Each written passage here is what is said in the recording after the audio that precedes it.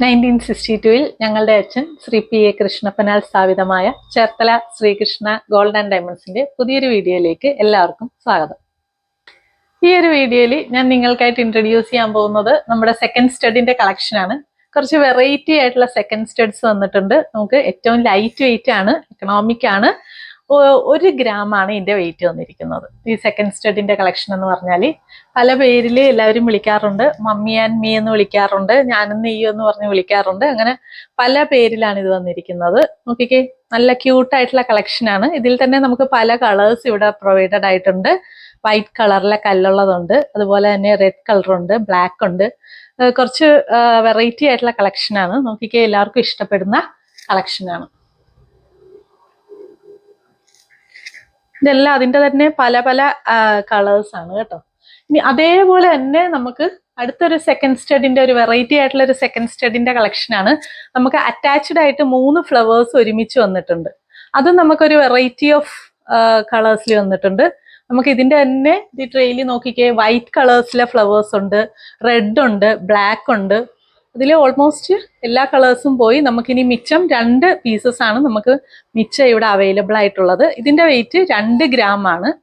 ഇത് നമ്മൾ സെക്കൻഡ് സ്റ്റഡായിട്ട് ഉപയോഗിക്കുകയോ അല്ലെങ്കിൽ നമുക്ക് അതിന്റെ മേളിലായിട്ട് തേർഡ് സ്റ്റഡായിട്ടും ഒക്കെ യൂസ് ചെയ്യാൻ പറ്റും.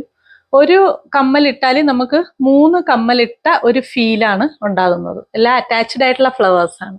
നല്ല ക്യൂട്ടായിട്ടുള്ള ഡിസൈൻസ് ആണ്. നോക്കിക്കേ, വെറൈറ്റി ആയിട്ടുള്ള ഡിസൈനുമാണ്.